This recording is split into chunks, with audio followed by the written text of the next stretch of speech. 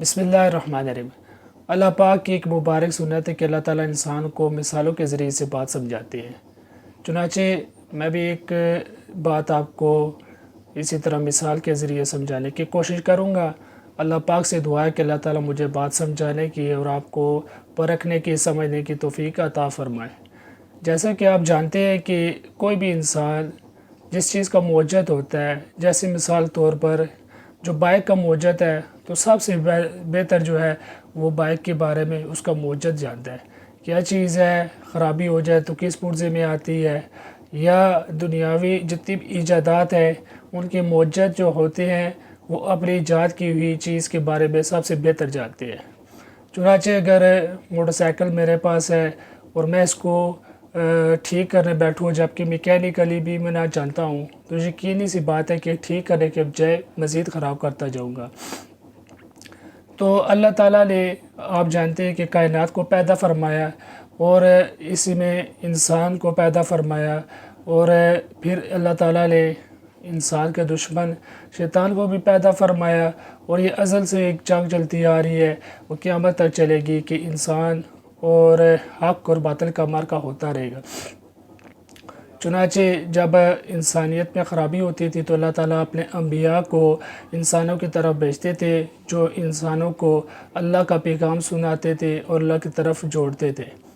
ہمارے آقا حضرت محمد صلی اللہ علیہ وسلم سب سے آخری نبی ہیں، خاتم النبیین ہیں، دنیا میں تشریف لائے۔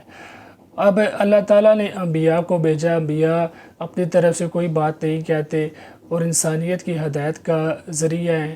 اور انسانیت تک اللہ تعالیٰ کے پیغام کو پہنچاتے ہیں۔ چنانچہ انبیاء کے جو طریقے ہوتے ہیں وہ سب سے اعلیٰ افضل طریقے ہوتے ہیں، کیونکہ مجھے آپ کو اللہ تعالیٰ نے پیدا فرمایا ہے تو ہمارا بنانے والا اللہ پاک ہے۔ تو جب ہمارا بنانے والا اللہ پاک ہے تو اللہ ہی جانتا ہے کہ اس میں جب خرابی آئے گی یا اس کو اچھائی حاصل کرنی ہے تو اس کے لیے کون سا طریقہ اختیار کرنا سب سے بہتر ہوگا۔ چنانچہ انبیاء کا طریقہ، اس میں حضرت محمد صلی اللہ علیہ وسلم کے جن کے میں اور آپ امتی ہیں، وہ طریقہ کائنات کا سب سے افضل ترین طریقہ ہے، اور اس میں کسی مسلمان کو شک ہونا نہیں چاہیے۔ اور کافروں کے لیے بھی ان کے طریقے میں فائدے اس نسبت سے ہے کہ آپ صلی اللہ علیہ وسلم کے ہر طریقے میں، مبارک طریقے میں حکمت بے پناہ چھپی ہوئی ہے۔ تو اب موجودہ جو دور گزرا ہے، یہ گزرے دور میں ایک سنت کو، فتنے کے دور میں سنت کو زندہ کرنے کا ثواب بھی الگ ہے، اور اس سنت پر ہماری دونوں جانوں کی کامیابی منحصر ہے۔ چنانچہ اگر کوئی یہ کہے، مثال کے طور پر ایک جملہ ہمارے معاشرہ میں دیکھنے کو مل رہا ہے کہ یہ سادہ سادہ سادہ نہیں، اصل میں یہ کائنات کا سب سے افضل طریقہ ہے۔ مثال کے طور پر کسی نے کوئی شادی کر لی اور اس نے ہندوانہ رسومات کا انجام نہیں دیا تو کہا جاتا ہے کہ اس نے سادگی سے شادی کی، یا کپڑے اس نے لباس ایسے پہنے کہ وہ اس نے بہت سارا ہندوانہ جو طریقہ کار ہے لباس کے ان کو نہیں اپنایا، تو کہا جاتا ہے کہ یہ سادگی کو اس نے ترجیح دی ہے۔ ایسا نہیں ہے، اس کو سادہ نہیں کہنا چاہیے، بلکہ اس کو یہ کہنا چاہیے کہ کائنات کا سب سے افضل طریقہ ہے، اس سے اعلیٰ اور افضل کسی کا طریقہ ہو نہیں سکتا۔ اور